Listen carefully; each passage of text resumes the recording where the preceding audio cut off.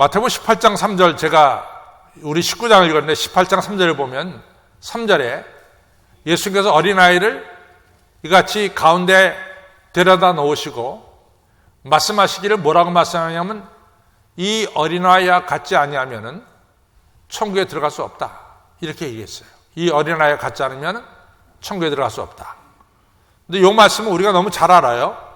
근데 그 말씀의 강도, 예수님이 하신 이 말씀의 강도, 얼마나 이것이 강한 말씀인가 하는 걸 갖다가 우리가 살펴보기 위해서 요한복음 3장에 보면은 뭐가 나오냐면은 그 당시 이스라엘의 선생님이고 바리새인이고 산헤드린 의원이었던 니고데모가 등장합니다.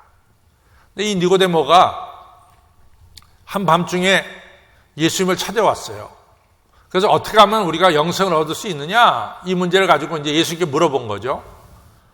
그때 예수님께서 아주 정확하게 말합니다. 니고데모야, 네가 거듭나지 아니하면 천국에 들어갈 수 없다. 거듭나지 아니하면 천국에 들어갈 수 없다. 이 거듭난다는 말은 우리가 교회 생활하면 너무나 많이 듣는 말 중에 하나가 거듭남, 중생이란 말이에요.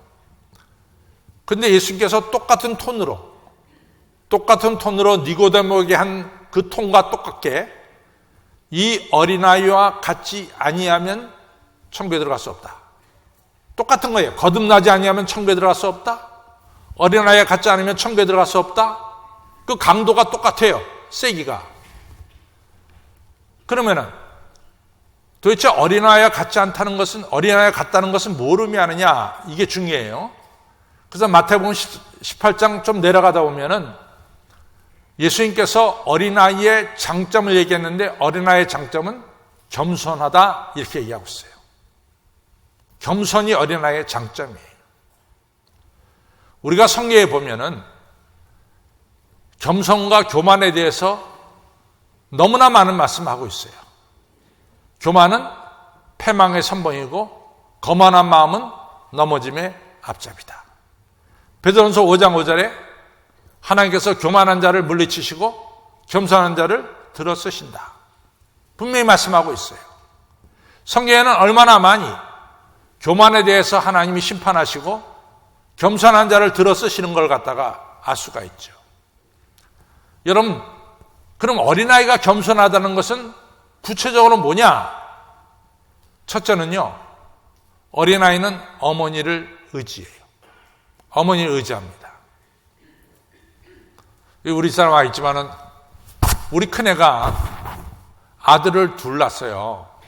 그래갖고 내 큰손주가 6살짜리고 둘째가 이제 만 3살인 3년 터울인데, 큰손주는 이제 어릴 때도 한국에 나와가지고 제가 이같이 설교하는 것도 저기서 보고 그래서 큰손주는 이 할아버지가 목사님인 것도 알고 또 그 올해 반이 왔으니까 큰손주는 그런 대로 저를 보면 아주 반가워하고 잘 따르고 그래요. 근데 우리 큰손주는 진짜 큰데 작은 애는 상대적으로 큰 애보다는 작아요. 근데 얘는 나하고 이렇게 친해질 기회가 많지 않아서 난 사실은 이 큰딸네 집에 가면 둘째, 이 좀 작고 나하고 많이 지내지 않은 둘째한테 좀 신경을 씁니다. 왜냐하면 둘째도 둘째 그 손주 나를 보면은 할아버지라고 인식을 갖게 하기 위해서 내가 정성을 쏟아서 걔한테 잘해주는데, 하루는 우리 큰딸애가 그래요.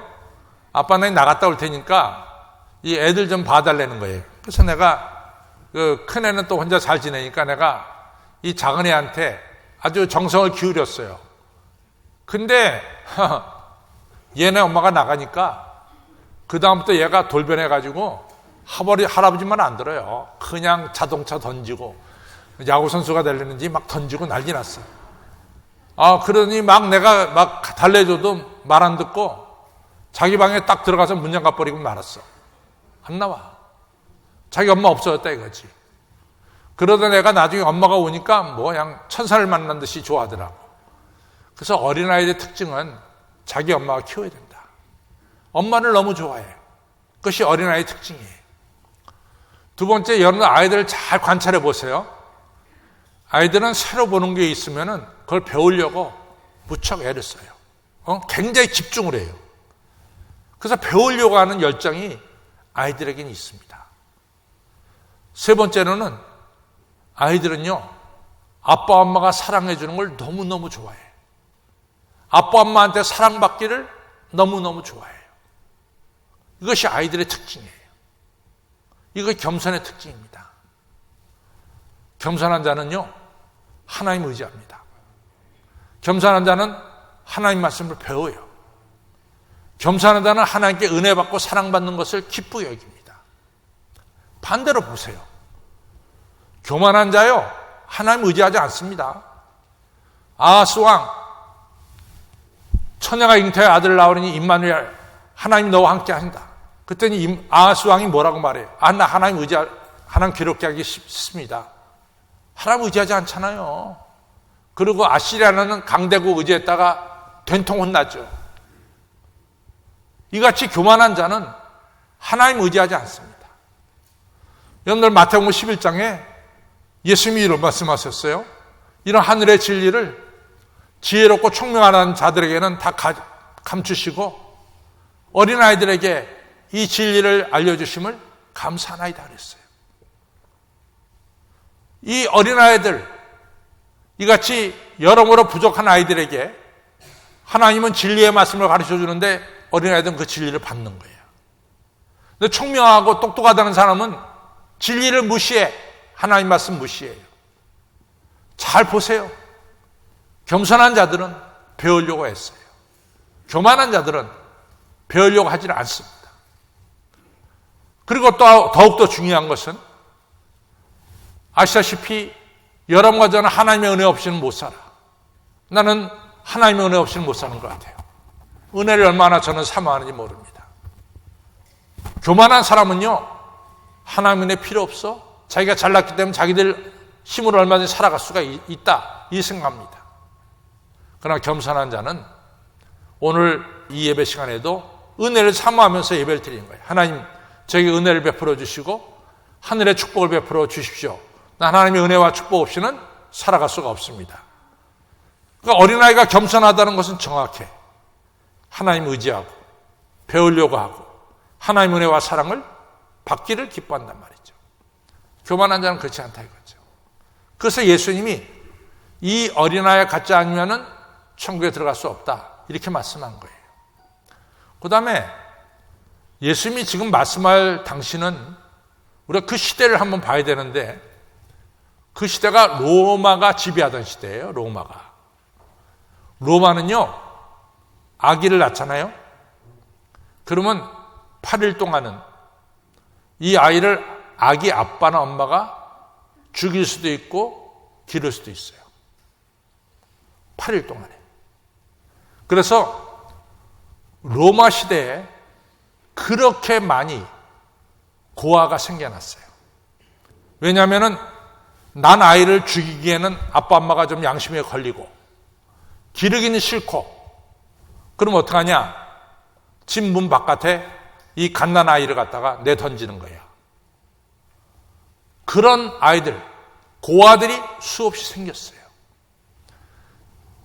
로마 시대에 기독교가 인정받은 것 중에 하나가 뭐냐면은, 이렇게 집 밖에 던져진 아이들을 기독교인들이 데려다가 그리고 그들을 키웠어요. 그것이 바로 고아원의 시작입니다. 그래서 고아원은 기독교에서 시작됐어요. 로마 시대에서.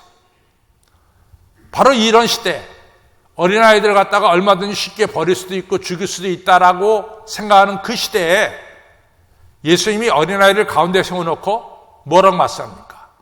이 어린아이 갖지 않으면은 천국에 들어가지 못한다. 얼마나 어린아이를 우리 예수님은 소중하게 여기신가를 알 수 있습니다. 또 여러분 성경을 보면요, 어린아이들 통해서 새 역사가 이루어진 것을 우리 많이 볼 수 있어요.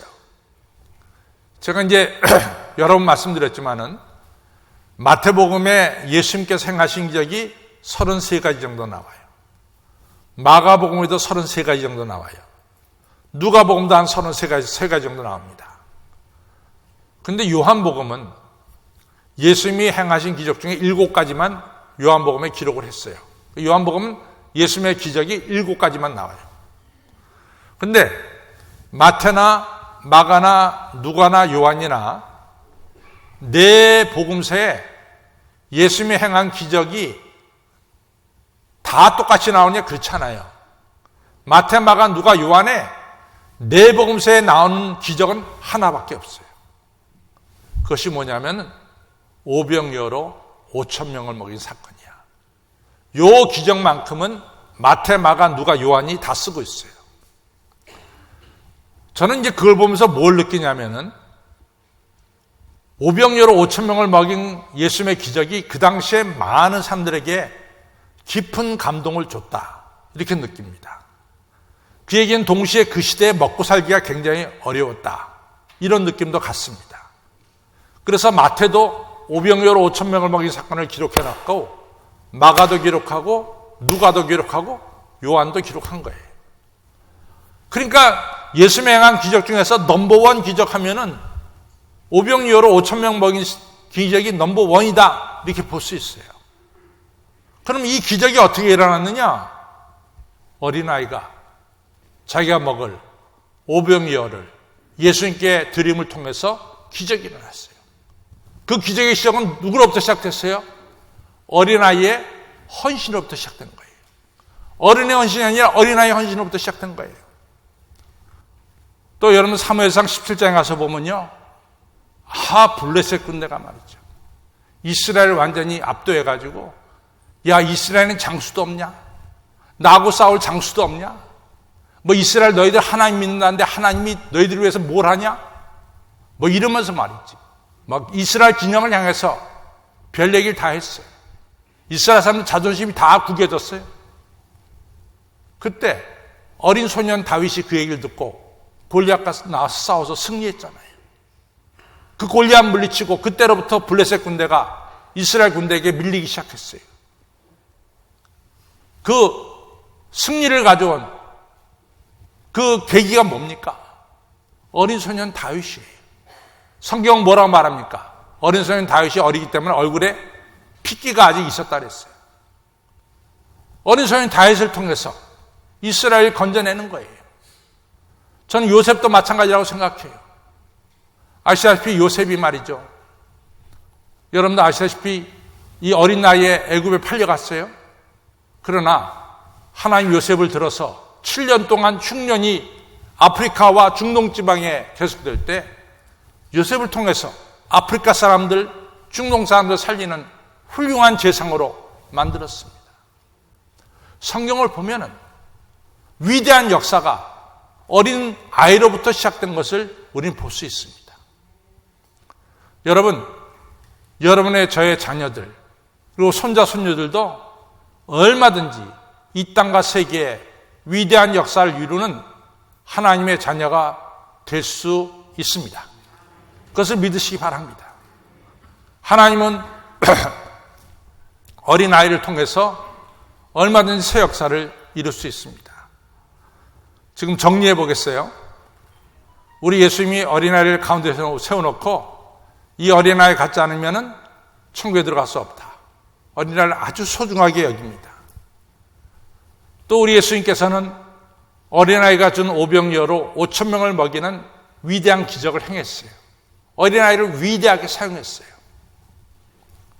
우리의 자녀는 너무 소중해요. 우리의 자녀는 얼마든지 위대한 일을 행할 수가 있어요. 그럼 이 자녀를 어떻게 키우느냐? 이게 중요하죠. 이게 중요하죠. 게리 토마스라고 하는 분이 계신데 이분에는 딸만 셋을 가졌어요. 이분이 고백하는 것은 자기가 이 딸을 셋을 키우면서 얼마나 많이 자기가 성숙된 인간이 되고 하나님의 은혜를 자기가 체험하는지 모른다 얘기를 하고 있어요. 참 맞는 얘기예요.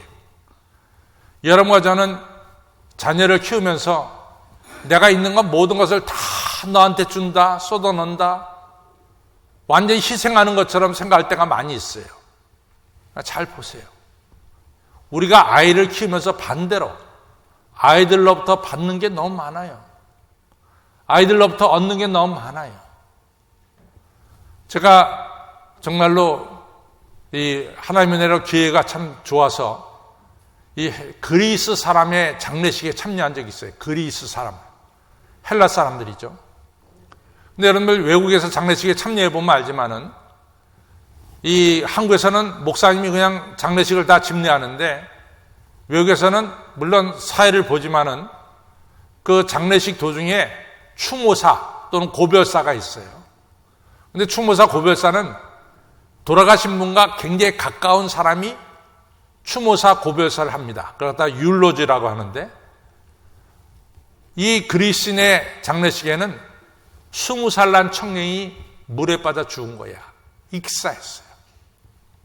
슬픈 장례식이죠. 근데 그날 고별사를 누가 하냐면 아버지가 하는 거예요. 아버지가. 한국 아버지 같으면 어떻게 했을까? 하나님 해도 너무하지 않습니까? 왜 새파란 우리 아들을 데려가십니까? 차라리 나이든 저를 데려가시지. 이러면서 하나님께 원망적으로 얼마든지 얘기할 수 있었을 거예요. 그런데 이 그리스인 아버지는 고별사에 나서 하는 말이 하나님 감사합니다. 하나님이 좋은 아들을 저에게 보내주셔서 내가 그 아들에게 내 사랑과 정성을 쏟을 수 있는 이런 기회를 주신 거 감사합니다. 하나님 감사합니다. 제가 여러모로 부족하지만은 아들로부터 사랑과 존경을 20년 동안 받게 해주신 거 감사합니다. 상당히 제가 감동을 받았어요. 여러분들 정직하게 보십시오. 여러분과 제가 장가 시집 가서 애들 키우면서 우리 낳고 기르신 부모님의 은혜와 사랑을 그때 깨닫지 않았습니까? 우리가 자식을 키우면서 많은 것을 배워요. 게리 토마스가 정말 이 딸들을 너무 좋아하는데 일주일 동안 출장 갔다 왔어요. 그래서 주일날 저녁 때 늦게 들어와가지고 일주일 동안 딸들을 못 봤습니다. 월요일날 이제 큰아이 둘째 아이 고등학교에 데려다 주는데 일부러 버스 타고 갈 수도 있지만은 그동안 일주일 동안 딸들하고 얘기를 못했으니까 딸들하고 얘기하고 싶어서 이제 이 게리 토마스가 토요일날 주일날 저녁 늦게 와서 몇 시간 못 자고 월요일날 새벽에 일어나서 일부러 딸들을 버스 태우지 않고 자기 차에 태워가지고 학교까지 데려다 줍니다. 그 이유는 그동안 못한 얘기 좀 차 타고 가면서 하고 싶어서 태웠어요. 근데 아이들이 월요병이 걸린 것 같아. 차에 타자마자 그냥 둘 다 자는 거야. 학교에 도착할 때까지. 그 학교에 얘기하고 싶었던 게 다 사라졌어. 애들이 막 자는데 어떡하고 갔어. 그 학교에 도착하니까 문을 열고 뒤도 쳐다보지 않고 학교로 달려들어가, 둘 다. 뭐 아빠 고마웠어요. 피곤한데 이렇게 저희들 그런 얘기 하나도 없어. 그냥 도착하니까 뒤도 안 보고 그냥 학교로 들어가는 거예요. 게리 토마스가 혼자서 돌아오면서 좀 섭섭해. 아무리 그래도 그렇지. 아빠 고마웠어요. 한마디도 못하나? 자기는 얘기하고 싶었는데 아이들이 한마디도 말 안 하고 그냥 내내 차 타고 가는 시간 졸다가 자다가 그리고 말없이 가버렸다고. 너무 섭섭해. 내가 다시는 너희들 학교에 데려다 주는가 봐라. 이걸로 끝이다. 이렇게 생각하고서 이제 있는데 하나님께서 게리 토마스에게 음성을 들렸어요. 게리 토마스야, 너는 도대체 자식을 키우는데 누구 중심으로 자식을 키우냐? 너 자녀 중심이냐? 하나님 중심이냐? 한번 생각해봐라. 자녀 중심으로 키우니까 자녀가 대답 안 해주면 섭섭한 거야. 근데 하나님 중심으로 생각하면 당연히 하나님의 사랑을 나눠주는 게 당연한 거죠. 여러분도 성경에 보면은 엘리 대제사장이 있어요. 홈리와 비누아서 두 아들이 있죠. 두 아들이요, 여러 성도님들이 하나님께 바치려고 소나 양을 성전에 가져오잖아요. 그럼 먼저 바치고 난 다음에 그 다음에 그 고기를 나눠 먹는 거예요. 또 홈리와 비누아스는 성도들이 고기를 가져오면 하나님께 바치기 전에 긴 꼬챙이를 가지고 고기 먼저 빼내가 자기들이 먹어. 성경에 보면은 하나님의 예배를 업신여겼다 이렇게 얘기를 하고 있어요. 그 얘기를 엘리가 들었어요. 자기 자식들이 그 짓 하는 걸. 근데 다시는 못하도록 해야 되는데 그렇게 못했어요. 그러니까 하나님이 엘리 불러다가 말합니다. 너는 자식을 하나님보다 더 사랑한다. 야단쳤어요. 엘리 가문은 쑥대밭이 됐습니다. 홈리 비누아스 전쟁터에 죽죠. 엘리 의자 앉아서 거꾸라도 죽어요. 반면에 한나가 자식이 없다가 자식 가졌잖아요. 하나님께 서원기도 했죠. 하나님 자식 주시면 나 그 아이를 하나님께 바치겠습니다. 한나가 사무엘을 젖대자마자 약속대로 하나님의 성전에 갖다 바쳤어요. 그리고 집으로 돌아왔어요. 다시 성전에 갔으니까 그 자식을 못 보는 거죠. 한나는 사무엘을 하나님 중심으로 키웠어요. 사무엘은 어떤 인물입니까? 선지자죠. 제사장이죠. 그리고 사사였어요. 세계 직분을 감당했어요. 하나님은 한나에게 그 이후에 삼남이녀라고 하는 선물을 더 줬어요. 여러분, 너무나 소중하고 너무나 위대한 일을 행할 수 있는 우리 아들, 딸, 우리의 손자, 손녀를 어떻게 키우겠어요? 사람 중심입니까? 하나님 중심입니까? 사람 중심입니까? 하나님 중심입니까? 자녀 중심입니까? 하나님 중심입니까? 하나님 중심으로 키워야 돼요. 오늘 주일날 아빠 엄마 나 오늘 주일날 공원에 가고 싶어요. 그때 그래 공원에 가라. 그건 자녀 중심이야. 아니야. 주일은 성전에 나와서 예배를 드려야 돼. 그리고 데리고 나와. 이게 하나님 중심이에요. 자녀에게 10만 원 용돈을 주면서 자녀야, 이 10만 원 중에 9만 원은 네 마음대로 쓰고 1만 원은 하나님께 바쳐야 돼. 그것이 바로 하나님 중심이에요. 10만 원 주면서 네 마음대로 써라. 모자라면 내 더 주마. 그건 자녀 중심이에요. 여러분과 저는 너무나 소중한 우리 아들, 딸이야. 너무 위대한 아들, 딸이야. 이 귀한 아들, 딸과 손자, 손녀를 하나님 중심으로 키우세요. 하나님 중심으로. 하나님 중심으로 키우세요. 하나님께서 여러분들의 아들, 딸을 다윗처럼, 요셉처럼, 에스더처럼 귀하게 사용하여 주실 줄로 믿습니다.